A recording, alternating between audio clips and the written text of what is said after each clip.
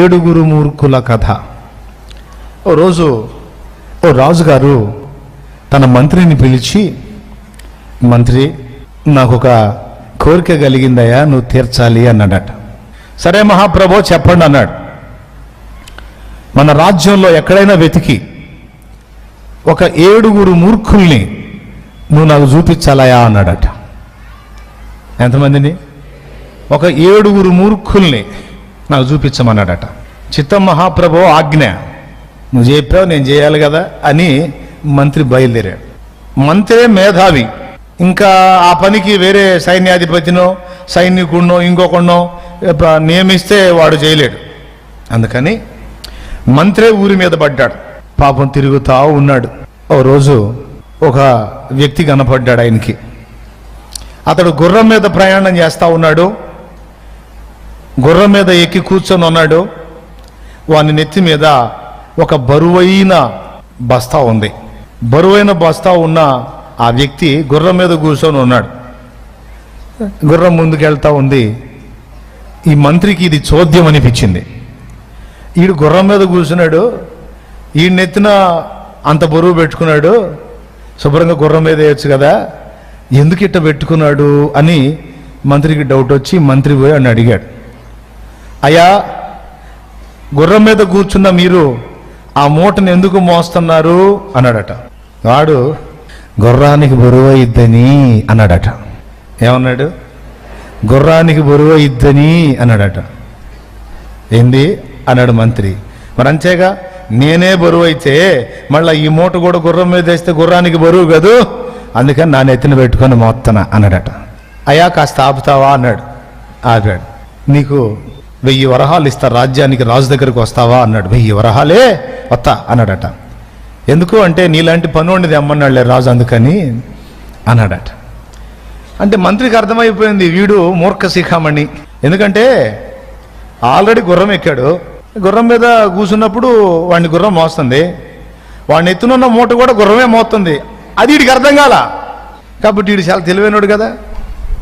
కాబట్టి నంబర్ 1 ఒకడు రెడీ అయిపోయాడు. వాడిని తీసుకొని బయలుదేరిపోతా ఉంటే పొద్దుపోయిందట. ఒకడు స్పీడ్గా పరిగెత్తుకుంటూ వచ్చి ఠటామని తగిలాడట మంత్రికి. తగిలితే మంత్రి చూసి, ఎవరు బాబు, ఏమైనా అంత స్పీడ్గా పోతున్నావు, కాస్త నిదానంగా వెళ్ళొచ్చు కదా. అబ్బా ఉండండి, అర్జెంటుగా వెళ్ళాలన్నాడట. ఏం బాబు అంత హడావుడిగా పరిగెత్తుతున్నావు, ఏం జరిగింది, ఎక్కడికి అన్నాడట. నేను ఇంట్లో కేకలేసా ఇందాక మావిడి మీద. మావిడ అంటుంది, నువ్వు వేసే కేకలో పక్కుళ్ళకి వినపడుతున్నాయి అంది. ఇప్పుడే లోపల కేకలేసా, వినపడ్డాయో లేదో ఆ ఊరు పోయి అడుగొద్దామని పరిగెత్తుతున్నా అన్నాడట.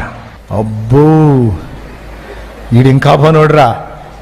ఆ బాబు, నీకు 1000 వరహాలు ఇస్తా, వస్తావా అన్నాడట.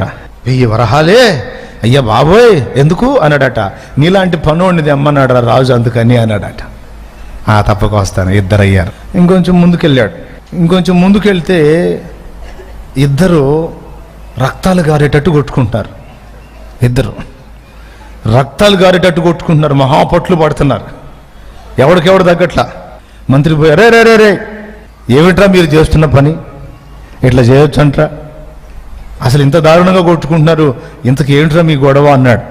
వాళ్ళు కాసేపు ఆపి అని కాసేపు రొప్పి ఆగినాక, అసలు గొడవ ఏంటి బాబు అని అడిగితే, ఈడు మామూలుడు కాదండి అన్నాడు. వాడు కూడా మామూలుడు కాదండి అన్నాడు. అంటే ఇంకొకడు, ఏంట్రా మీరు ఇంతకీ గొడవ ఏంట్రా అంటే, నా మేకల మీదకి వాడు పుల్ని వదులుతాడంట. పుల్ని మేకల మీదకా ఏంట్రా అంటే, లేకపోతే ఆడు మేకలను కొంటాడంట. మేకలు కొంటే మేకల్ని సంపాదిస్తే నేను ఊరుకుంటానే ఏంది, నా పుల్లు అదల్లా అన్నాడట. అమ్మో, వీడు పులినే పెంచుతున్నాడు కాబోలని, ఏంట్రా బాబు నీ దగ్గర పుల్లు ఉందా అని అడిగాడంట. లేదో అన్నాడంట గట్టిగా.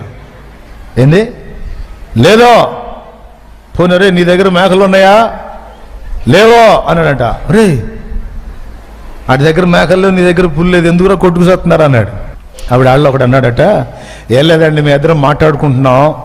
నేను అన్నాను ఆడితో, అరే దేవుడు నాకు ప్రత్యక్షమై ఏం కావాలి అని అడిగితే నేను మేకల్ని కోరుకుంటాను అన్నానండి. ఆడు వినొద్దు. ఆడేమన్నాడు తెలుసా? ఒరేయ్, నాకు దేవుడు ప్రత్యక్షమై ఏం కావాలని అడిగితే పులి కావాలంట అన్నాడండి. పులి ఎందుకురా నేను అడిగితే? నీ మేకల మీద వదలటానికి అన్నాడు వీడు. అందుకని నేను అని కొడుతున్నా అన్నాడు. అరే, మీరిద్దరూ మళ్ళీ భలే పనులరా. ఆడి దగ్గర పులి లేదు, వీడి దగ్గర మేకలు లేవు, ఈయంతో రక్తాలు గారేటట్టు కొట్టుకుంటున్నారు. మీ కొట్లాటకి మీ సమస్యకి అసలు సంబంధం లేదు.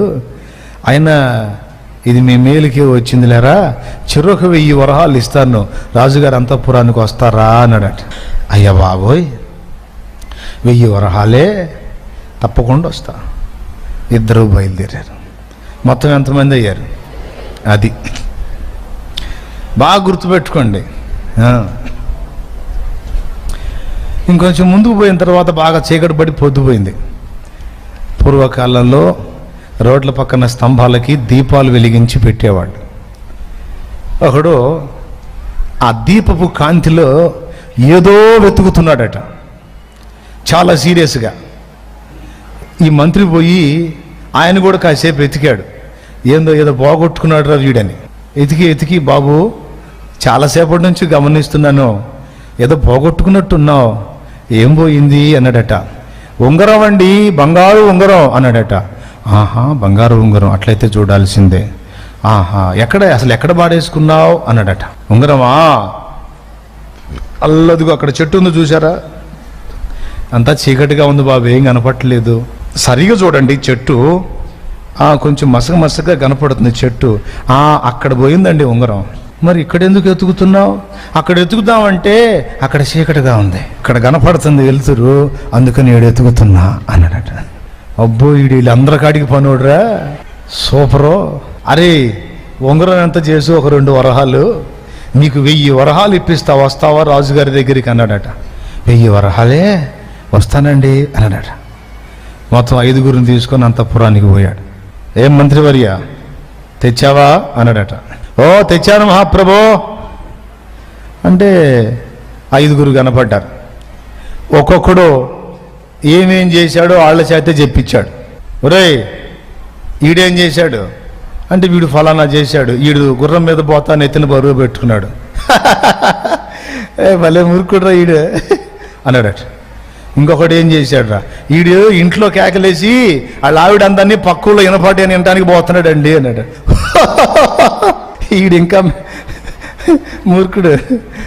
రైట్ రైట్, 2 3 వీళ్ళిద్దరు ఉన్నారే మహాయోధులు.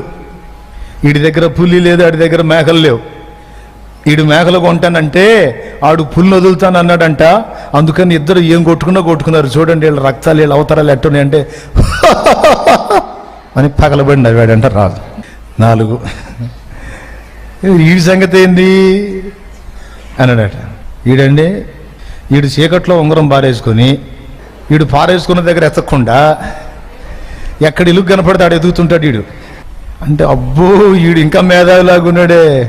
బాగుంది 5. మరి 6వాడేడి? 6వాడా?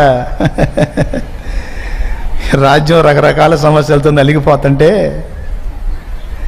అవి పట్టించుకోకుండా ఎలాంటి పనికిరాని పని అప్పచెప్పిన మీరు, సరే మీరు అప్పచెప్పారనుకో, నేను చెప్పొద్దు బుద్ధి లేని గాడిదని, నీ మాట విని వీళ్ళ కోసం వెతికి సత్యాన్ని చూడు, నేను 7వాడిని అన్నాడట. రాజు మౌనం అయిపోయి తలదించుకొని సిగ్గుపడ్డాడట. కానీ వాస్తవిక జీవితంలో మనం పరిశీలిస్తే ఈ మూర్ఖులలాగానే కొన్నిసార్లు మనం కూడా వ్యవహరిస్తుంటాం. ఎక్కడో చెబుతా. మొట్టమొదటిది, పేతురు రాసిన మొదటి పత్రిక 5వ అధ్యాయము 6, 7 వచనాల్లో ఈ మాట ఉంది. దేవుడు తగిన సమయమందు మిమ్మును హెచ్చించినట్లు ఆయన బలిష్టమైన చేతి క్రింద దీన మనస్కులై ఉండుడి. ఆయన మిమ్మును గూర్చి చింతించుచున్నాడు గనుక మీ చింత యావత్తు ఆయన మీద వేయండి అని వాక్యం ఇంత స్పష్టంగా రాయబడి ఉంటే, దేవుని సన్నిధికి వస్తా, దేవుని ప్రార్థన చేస్తా, దేవుని మార్గంలో రక్షణ పొందుకొని కూడా ఆవేదనతో, నెమ్మది లేకుండా, అశాంతితో బ్రతుకుతున్నవారు గుర్రం మీద కూర్చొని బరువు మోసేవాడితో సమానులు కాదంటారా? అవునంటారా? నిన్ను గూర్చి చింతపడుతున్నవాడు ఒకడు ఉన్నాడు. ఆయన సర్వాధికారి, సార్వభౌముడు. నీ జీవితంలో నువ్వు ఎదుర్కొంటున్న కఠినమైన పరిస్థితులు ఎన్నో ఉన్నాయి. అన్యుడిగా ఉన్నప్పటికంటే విశ్వాసిగా నువ్వు మారి నూతన జీవితంలోకి అడుగుపెట్టినప్పుడు ఇప్పుడు ఇంకా స్పష్టంగా అర్థమవుతున్నాయి నీ బాధలు నీకు. కానీ దేవుని వాగ్దానం ఏం చెప్పిందంటే, దేనిని గూర్చి చింతపడొద్దు. ఎందుకంటే ఇప్పటిదాకా నువ్వు నిజమైన దేవుణ్ణి తెలుసుకోలేదు గనుక నీ చింతలు నీయే. ఇప్పుడైతే నీవు నన్ను తెలుసుకున్నావు గనుక ఇదిగో దీంతో పాటు ఇంకొకటి తెలుసుకో. ఏంటంటే నేను నిన్ను గురించి చింతిస్తున్నాను, నీ పరిస్థితులను గురించి నేను ఆలోచిస్తున్నాను, నువ్వు ఎదుర్కొంటున్నటువంటి శోధనల స్థితిగతులను బట్టి నేను చింతిస్తున్నాను. నువ్వు చాలాసార్లు అన్నావు, నాకెవరు లేరు, నన్ను ఎవరు పట్టించుకోరు, నన్ను ఎవరు అర్థం చేసుకోరు, నేను ఇలా అని తెగ బాధపడ్డావు. నువ్వు అలా బాధపడ్డ ప్రతిసారి నేను బాధపడ్డాను. ఎందుకంటే నాకెవరు లేరు, ఎవరు లేరు అనే వాడావు, కానీ నాకు యేసయ్య ఉన్నాడో అని నువ్వు వాడలా. అది నన్ను బాధ పెట్టింది. నీకు తెలుసా, నిన్ను మోస్తుంది నేనే, నీ పరిస్థితులను మోసేవాడిని కూడా నేనే. నా ఫ్యూచర్ ఏంటి, నా పరిస్థితి ఏంటి, నా పిల్లల పరిస్థితి ఏంటి, నా కుటుంబ పరిస్థితి ఏంటి, నా వారి పరిస్థితి ఏంటి, నా వీరి పరిస్థితి ఏంటి అని నీకు చెందిన సమస్తాన్ని నీ నెత్తి మీద పెట్టుకొని నువ్వు మోస్తా, నువ్వేమో నా భుజం మీద కూర్చున్నావు. ఇప్పుడు నువ్వు గుర్రం మీద కూర్చొని బరువు నెత్తిని వేసుకున్నవాడితో సమానం కాదా అంటున్నాడు. మీలో ఒకవేళ ఆ పరిస్థితుల్లో ఎవరైనా ఉంటే దేవుని వాక్యం స్పష్టంగా చెబుతుంది, నువ్వు యేసయ్యని ఆశ్రయించావు, ఆయన నిజంగా నమ్ముకున్నావు, ఇంకా నువ్వు ఆయన మీద ఆధారపడు. నీ భవిష్యత్తుని గురించి, నీ కుటుంబాన్ని గురించి, నీ జీవితాన్ని గురించి భరోసా నీకు శాలమనివ్వట్ల. ఎవరెత్తున్నారు అంటే నజరేయుడుకు యేసు ఇస్తున్నాడు.